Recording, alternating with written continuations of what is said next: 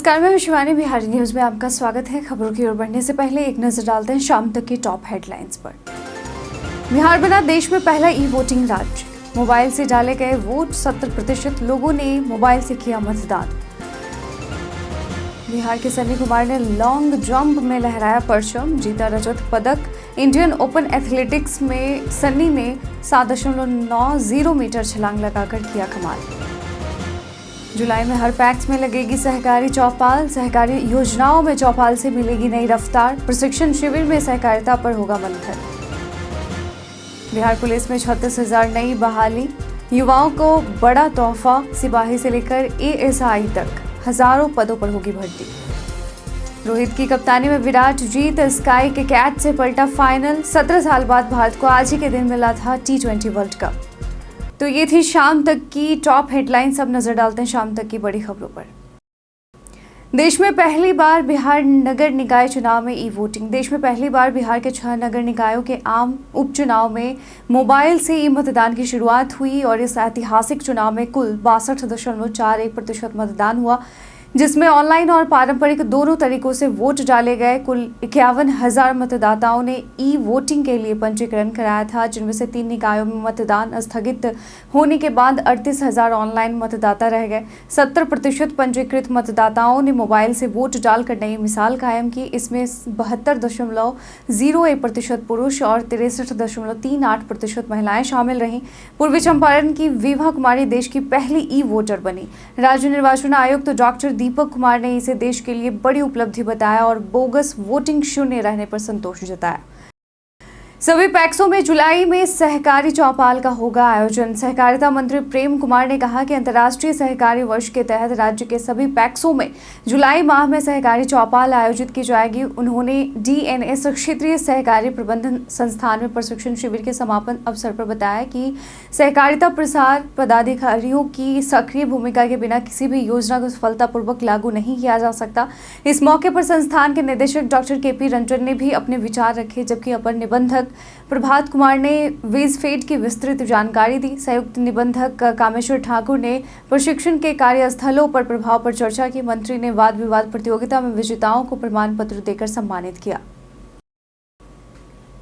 बिहार के सन्नी कुमार ने long jump में रजत पदक किया हासिल। बैंगलोर में आयोजित इंडियन ओपन एथलेटिक्स मीट 2025 में बिहार के बेगूसराय जिले के सन्नी कुमार ने बेहतरीन प्रदर्शन करते हुए लॉन्ग जंप में रजत पदक जीता। सन्नी ने 7.90 मीटर लंबी छलांग लगाकर यह सफलता हासिल की, जिससे पूरे बिहार को गर्व महसूस हुआ। बिहार राज्य खेल प्राधिकरण के महानिदेशक सह मुख्य कार्यकारी अधिकारी रविंद्रन शंकरन ने बताया कि सन्नी इन दिनों त्रिवेंद्रम में प्रशिक्षण ले रहे हैं और उनकी यह उपलब्धि 3 साल की निरंतर मेहनत का नतीजा है।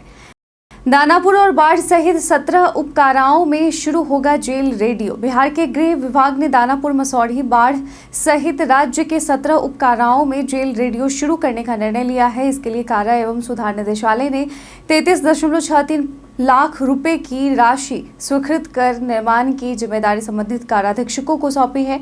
अभी तक यह सुविधा केवल केंद्रीय और मंडल काराओं में उपलब्ध थी, लेकिन अब काराओं में भी बंदियों को मनोरंजन और ज्ञानवर्धक सामग्री सुनने का अवसर मिलेगा। FM रेडियो की तर्ज पर काम करने वाला यह जेल रेडियो केवल जेल परिसर तक सीमित रहेगा। खास बात यह है कि बंदी खुद रेडियो जॉकी बनकर भजन, संगीत और देशभक्ति गीत प्रसारित करेंगे। सभी कक्षों में स्पीकर लगाए जाएंगे ताकि सभी कैदी इसका लाभ उठा सके।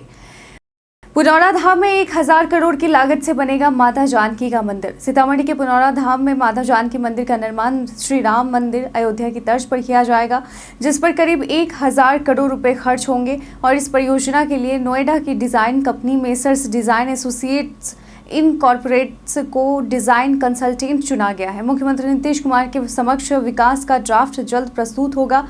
मंदिर निर्माण के लिए पहले से 17 एकड़ भूमि उपलब्ध है और 50 एकड़ अतिरिक्त भूमि के भू अर्जन की प्रक्रिया शुरू हो चुकी है, जिसके लिए 120 करोड़ रुपए जारी कर दिए गए हैं। श्री जानकी जन्मभूमि न्यास समिति का गठन कर कार्य में तेजी लाई जाएगी और इस भव्य मंदिर में एक साथ हजारों श्रद्धालु दर्शन कर सकेंगे और पार्किंग, धर्मशाला जैसी आधुनिक सुविधाएं भी विकसित होंगी। करीब 36,000 नए पुलिस कर्मियों की होगी बहाली। बिहार सरकार ने युवाओं को बड़ा तोहफा देते हुए करीब 36,000 नए पुलिस कर्मियों की बहाली की घोषणा की है। इसमें सिपाही, दारोगा, चालक सिपाही और स्टेनो एएसआई जैसे पद शामिल हैं। सबसे पहले 19,838 सिपाही पदों के लिए भर्ती प्रक्रिया शुरू हो गई है, जिसकी परीक्षा 16 जुलाई से 3 अगस्त 2025 तक 6 चरणों में होगी और इसके लिए 16.73 लाख यानी 16,73,000 अभ्यर्थियों ने आवेदन किया है। वहीं 10,000 नए पदों के लिए रोस्टर क्लियरेंस और 4,361 चालक सिपाही भर्ती की तैयारी भी जारी है। मुख्यमंत्री नीतीश कुमार के कार्यकाल में बिहार पुलिस बल में उल्लेखनीय वृद्धि हुई है और महिला पुलिस कर्मियों की संख्या में बिहार देश के शीर्ष पर है, जिससे युवाओं को रोजगार के अच्छे अवसर मिलेंगे। दक्षिण बिहार में तेज बारिश के आसार। राज्य भर में आज से मौसम में बदलाव देखने को मिला है। मौसम विभाग ने बताया है कि बिहार में 2 जुलाई तक अधिकतर जिलों में बारिश होगी। खासकर दक्षिण बिहार में उत्तर बिहार की तुलना में ज्यादा बारिश के आसार हैं। कैमूर और रोहतास जिलों के लिए येलो अलर्ट जारी किया गया है, जहां कहीं कहीं भारी बारिश हो सकती है। इसके अलावा दक्षिण बिहार और उत्तर पश्चिम भाग में 30 से 40 किलोमीटर प्रति घंटे की रफ्तार से तेज हवा चलने और ठनका बिजली गिरने की संभावना भी जताई गई है। आज दोपहर के समय कुछ जिलों में बारिश और पटना में बूंदाबांदी हुई, लेकिन उमस ने लोगों को परेशान किया। पटना में आज बादल छाए रहे और कहीं कहीं बारिश के आसार हैं।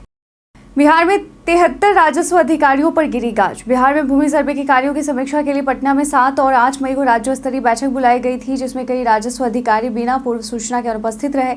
इस पर राजस्व एवं भूमि सुधार विभाग ने सख्त रुख अपनाते हुए 73 अधिकारियों से स्पष्टीकरण मांगा है। इनमें से 5 अपर समाहर्ता, 15 भूमि सुधार उप समाहर्ता और 53 अंचलाधिकारी शामिल हैं। नालंदा जिले के सभी 20 सीओ बैठक से गायब रहे, जिससे विभाग ने नाराजगी जताई।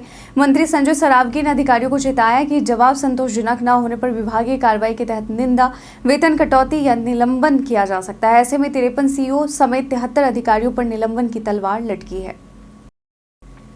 बिहार में आज सोने चांदी के भाव स्थिर। बिहार में आज सोने चांदी के दाम स्थिर बने हुए हैं। राजधानी पटना में 24 कैरेट शुद्ध सोना 98,378 रुपये प्रति 10 ग्राम पर दर्ज किया गया है, जबकि 22 कैरेट सोने की कीमत 90,632 रुपये प्रति 10 ग्राम और 18 कैरेट सोने का भाव 74,154 रुपये प्रति 10 ग्राम रहा। चांदी की बात करें तो पटना में 999 शुद्धता वाली चांदी की कीमत 1,08,182 रुपये प्रति किलोग्राम है, जबकि इसकी न्यूनतम कीमत 1,03,000 रुपये प्रति किलोग्राम भी बताई गई है। गया, मुजफ्फरपुर और भागलपुर में भी सोने के भाव समान है। बाजार विशेषज्ञों के अनुसार वैश्विक आर्थिक हालात और स्थानीय मांग के अनुसार आने वाले दिनों में इन कीमतों में उतार चढ़ाव संभव है। भूसी के नीचे छिपी करोड़ों की शराब, पुलिस ने 2 तस्करों को दबोचा। बाघा जिले के रजौन थाना पुलिस ने एक बड़ी कार्रवाई में भूसी लदे ट्रक से करीब 1 करोड़ रुपए की विदेशी शराब बरामद की है। पुलिस को गुप्त सूचना मिली थी कि झारखंड से शराब की बड़ी खेप गुजरने वाली है। बनगांव के पास जांच अभियान में ट्रक की तलाशी लेने पर भूसी के नीचे छिपाकर रखी गई करीब 8,000 बोतल विदेशी शराब मिली। पुलिस ने मौके से ट्रक चालक सिमरनजीत सिंह और रसपाल सिंह उर्फ सोनू को गिरफ्तार किया, जो पंजाब के पटियाला जिले के निवासी हैं। दोनों पर पहले भी शराब तस्करी के मामले दर्ज हैं। पुलिस ने ट्रक जब्त कर पूछताछ शुरू कर दी है और आगे की जांच जारी है। अगली बार नीतीश नहीं रहेंगे सीएम, सही नहीं हुआ तो राजनीति छोड़ देंगे पीके। जी हां, प्रशांत किशोर ने बिहार विधानसभा चुनाव को लेकर बड़ा दावा किया है। उन्होंने कहा कि इस बार चुनाव के बाद नीतीश कुमार मुख्यमंत्री नहीं रहेंगे और जदयू को 25 सीटें भी नहीं मिलेंगी। प्रशांत किशोर का दावा है कि बिहार में 60% से ज्यादा लोग बदलाव चाहते हैं और जदयू का जनाधार तेजी से खत्म हो रहा है। उन्होंने नीतीश कुमार की मानसिक और शारीरिक हालत पर भी सवाल उठाए और कहा कि भाजपा मजबूरी में उन्हें बनाए हुए हैं। पीके ने कहा कि अगर उनका दावा गलत साबित हुआ तो वे राजनीति से संन्यास ले लेंगे और उनके इस बयान ने बिहार की राजनीति में हलचल मचा दी है और सभी दलों में चर्चाओं का बाजार गर्म है। कांग्रेस के वरिष्ठ नेता सलमान खुर्शीद का वक्फ कानून पर बड़ा बयान। पटना पहुंचते ही कांग्रेस के वरिष्ठ नेता और पूर्व विदेश मंत्री सलमान खुर्शीद ने बड़ा बयान दिया। मीडिया से बातचीत में उन्होंने कहा कि वे वक्फ कानून के विरोध में आयोजित कार्यक्रम में शामिल होने आए हैं, क्योंकि वक्फ को भी बचाना जरूरी है और संविधान को भी। उन्होंने इसे देश की सांप्रदायिक सद्भावना और संवैधानिक अधिकारों की रक्षा से जोड़ा।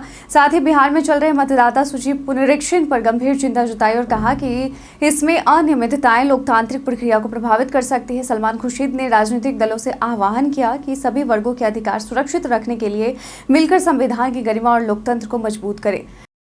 विश्व को अमेरिका चीन से ज्यादा भारत पर है विश्वास। भाजपा के प्रदेश अध्यक्ष डॉक्टर दिलीप जायसवाल ने कहा कि प्रधानमंत्री नरेंद्र मोदी साल 2025 में भी दुनिया के शीर्ष नेता बने हुए हैं, जो भारत की बढ़ती वैश्विक प्रतिष्ठा को दर्शाता है। एक अमेरिकी एजेंसी के सर्वे के अनुसार पीएम मोदी को 78% अप्रूवल रेटिंग मिली है, जो बताता है कि आज दुनिया को अमेरिका और चीन की तुलना में भारत पर अधिक भरोसा है। जायसवाल ने कहा कि अमेरिकी राष्ट्रपति डोनाल्ड ट्रंप और चीन के राष्ट्रपति शी जिनपिंग पीएम मोदी से काफी पीछे हैं। उन्होंने कहा कि लगातार 11 वर्षों तक सत्ता में रहने के बावजूद पीएम मोदी का वैश्विक कद बढ़ना पूरी दुनिया के लिए चौंकाने वाला है। ओवैसी का महागठबंधन को ऑफर, एनडीए को रोकना है तो साथ आए। एआईएमआईएम प्रमुख असदुद्दीन ओवैसी ने बिहार में महागठबंधन को खुला ऑफर दिया है कि अगर वे सच में एनडीए को सत्ता में आने से रोकना चाहते हैं तो उनकी पार्टी साथ चलने को तैयार है। ओवैसी ने कहा कि उनके प्रदेश अध्यक्ष अख्तरुल इमान की आरजेडी और कांग्रेस नेताओं से बातचीत भी चल रही है। हालांकि तेजस्वी यादव ने इससे इनकार किया था। ओवैसी ने जताया कि अगर महागठबंधन तैयार नहीं हुआ तो एआईएमआईएम सीमांचल के साथ साथ अन्य इलाकों में भी चुनाव लड़ेगी। 2020 में पार्टी ने 20 सीटों पर चुनाव लड़ा था और 5 सीटें जीती थी। हालांकि बाद में 4 विधायक राजद में चले गए थे। 17 साल बाद भारत को आज ही के दिन मिला था T20 वर्ल्ड कप। आज ही के दिन 29 जून 2024 को रोहित शर्मा की कप्तानी में भारत ने T20 वर्ल्ड कप जीतकर 17 साल का सूखा खत्म किया। पूरे टूर्नामेंट में रोहित शर्मा ने टीम को शानदार नेतृत्व दिया। पाकिस्तान, ऑस्ट्रेलिया और इंग्लैंड से पुराने हार का बदला लिया। फाइनल में साउथ अफ्रीका को 7 रन से हराया और इस ऐतिहासिक जीत में सूर्यकुमार यादव के यादगार कैच ने मैच का रुख मोड़ा और फैंस के दिलों में बस गया। जीत के बाद रोहित और विराट कोहली भावुक होकर गले मिले। विराट कोहली और रोहित शर्मा ने T20I से विदाई ली। मुंबई में विक्ट्री परेड हुई, जिसने देश भर के फैंस को जश्न में डुबो दिया। रोहित की कप्तानी ने आज ही के दिन इतिहास रच दिया था। और इसी के साथ बीते दिन हमारे द्वारा पूछे गए सवाल का आप लोगों में से बहुत लोगों ने अपना जवाब में कमेंट सेक्शन में लिख कर दिया था। जिन्होंने पूछे गए सवाल का जवाब दिया उनके नाम है राजकिशोर महतो, राम बाबू दास, अभिषेक, जितेंद्र ठाकुर, रंजीत मिश्रा, राकेश मिश्रा, अनवर करीम खान, संजीव कुमार, रवि मोहन वर्मा, खुश कुमार और विजेंद्र सिंह। इसी के साथ बढ़ते हैं आज के सवाल की और आज का सवाल है कि आपके इलाके में अभी मौसम का मिजाज कैसा है, हमें कमेंट सेक्शन में लिखकर जरूर बताइएगा और साथ ही अपने क्षेत्र का नाम भी अवश्य लिखिएगा। आज के बुलेटिन में बस इतना ही। बिहार के तमाम खबरों के साथ अपडेट रहने के लिए देखते रहें बिहारी न्यूज़। धन्यवाद।